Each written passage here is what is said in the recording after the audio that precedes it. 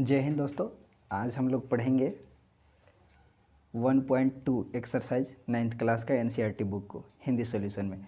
अगर पढ़ने के बाद अच्छा लगता है तो आप चैनल को अवश्य सब्सक्राइब कीजिए और बाकी जो वीडियो बनाए हैं अगर बेसिक ख़राब होगा तो वो आप वीडियो देखिए, इसका बाद सारा चीज़ समझ में पूर्ण रूप से आएगा।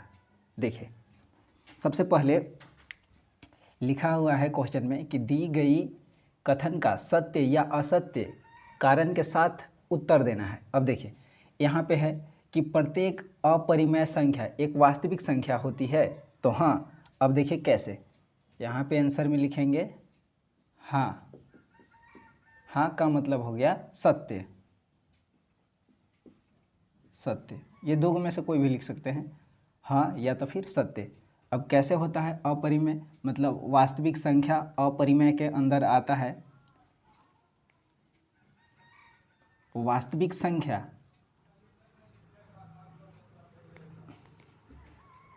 देखिए, एकरा में सबसे पहले देखिए कि नीचे दी गई, सबसे पहले हम लोग पढ़ेंगे नीचे दी गई कथन सत्य है। नीचे दी गई कथन सत्य है या असत्य, कारण के साथ उत्तर दीजिए।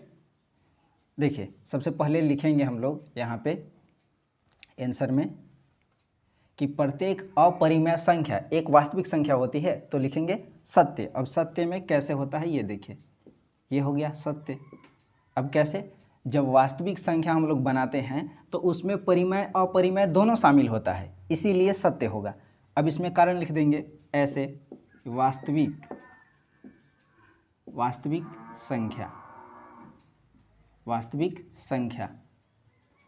वास्तविक संख्या बराबर, वास्तविक संख्या कब बनता है, परिमेय और अपरिमेय दोनों मिला देते हैं, परिमेय प्लस अपरिमेय, परिमेय अपरिमेय और परिमेय संख्या, ये दोनों अपरिमेय और परिमेय ये दोनों संख्या को मिलाते हैं तो हम लोग क्या बोलते हैं उसको, वास्तविक संख्या।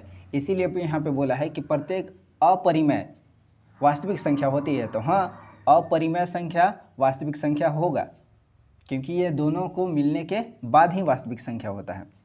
देखिए, परीक्षा में भी इसी टाइप से लिख देना है एग्जाम्पल के साथ। यहाँ पे संख्या रेखा का प्रत्येक बिंदु √m के रूप में होता है, जहाँ m एक प्राकृतिक संख्या है। प्राकृतिक संख्या कहने का मतलब वह प्लस में लेके चलना होगा। तो यहाँ पे संख्या रेखा पे बोला है, तो संख्या रेखा पे नहीं हो पाएगा। देखिए क्यों, यहाँ पे लिखेंगे असत्य।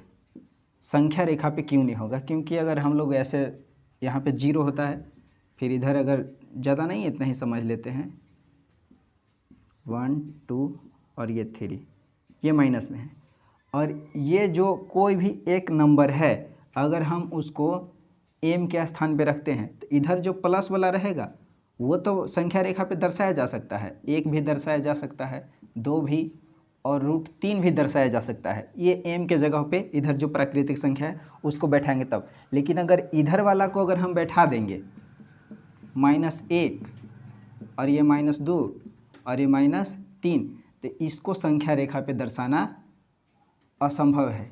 ये संख्या रेखा पे दर्शाना असंभव है। लिखेंगे -1 या -m संख्या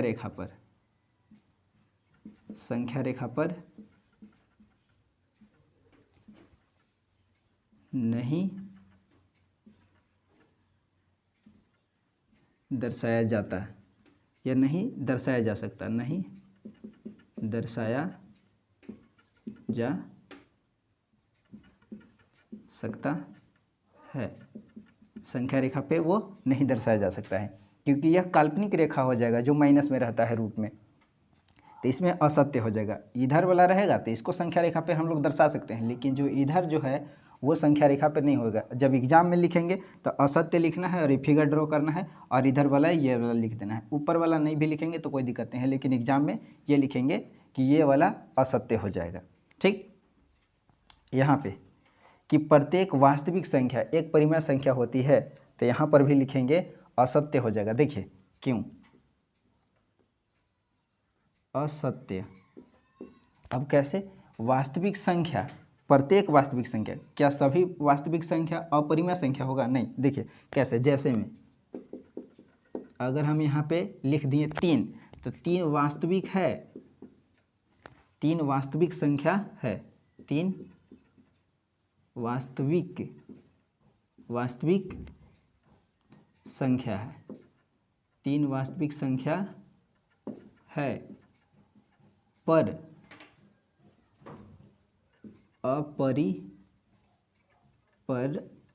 अपरिमेय नहीं। ये हो गया। असत्य होने का कारण जैसे में लिखें कि 3 वास्तविक संख्या है परंतु अपरिमेय संख्या नहीं है।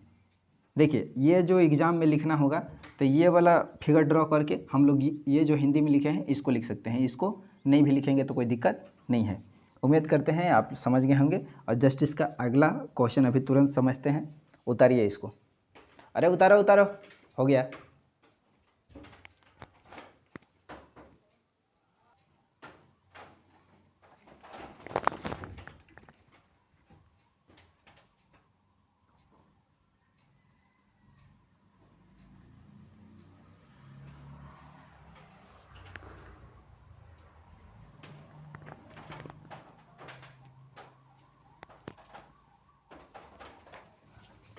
चलो देखो, जो 2 को बचा हुआ है, अभी एक और क्वेश्चन होगा उसको फिर पढ़ेंगे। पहले देखो यहाँ पे सबसे पहले क्या बोला है कि क्या सभी धनात्मक पूर्णांकों का वर्गमूल अपरिमेय होते हैं? तो ये तो पहला स्टेटमेंट गलत हो गया, तो यहाँ पे पहले से ही समझ जाएंगे हम लोग। आंसर में लिखेंगे असत्य, असत्य। अब क्यों, अब आगे देखते हैं। क्योंकि सभी धनात्मक को अगर वर्गमूल निकालते हैं तब वर्गमूल निकालने के बाद अपरिमेय पूछा है कि सभी, तो सभी में तो नहीं होगा क्योंकि अलग अलग भी होता है। देखो ये सबसे पहला स्टेटमेंट गलती है।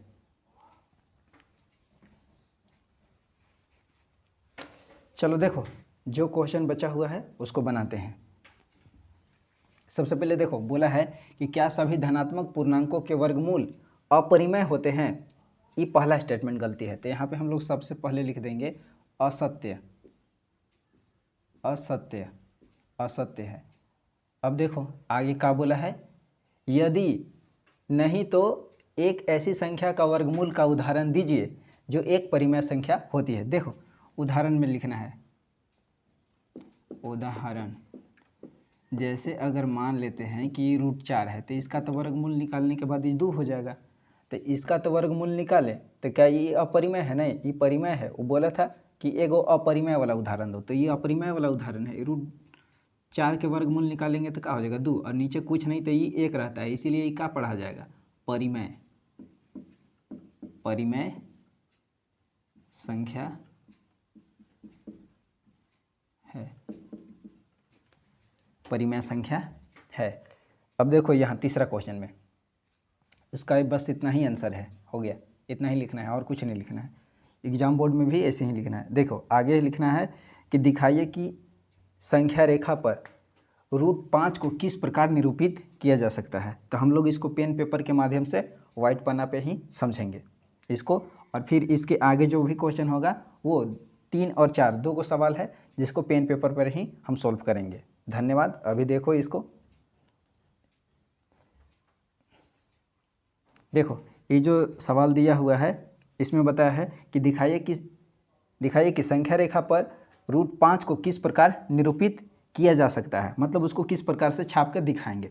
तो हमको इस सवाल के बनाने के लिए एक वाइट पेपर की ज़रूरी होगा, और वो पेन पेपर से, पेंसिल से उसको एक अलग पाना में ही बताएंगे। जो तीसरा और चौथा क्वेश्चन पेन पेपर पर ही चलेगा और उसको उतार लीजिएगा। पहले ये सब समझ गया उम्मीद है। अगर अच्छा लगता है वीडियो तो चैनल को सब्सक्राइब करें और वीडियो को शेयर भी करें, और लाइक और कमेंट जैसा भी होगा, अगर अच्छा बुरा वो आप कीजिएगा, ताकि अगर कहीं ख़राब होगा तो शायद हम उसमें कुछ सुधार कर लें। धन्यवाद। उतारो।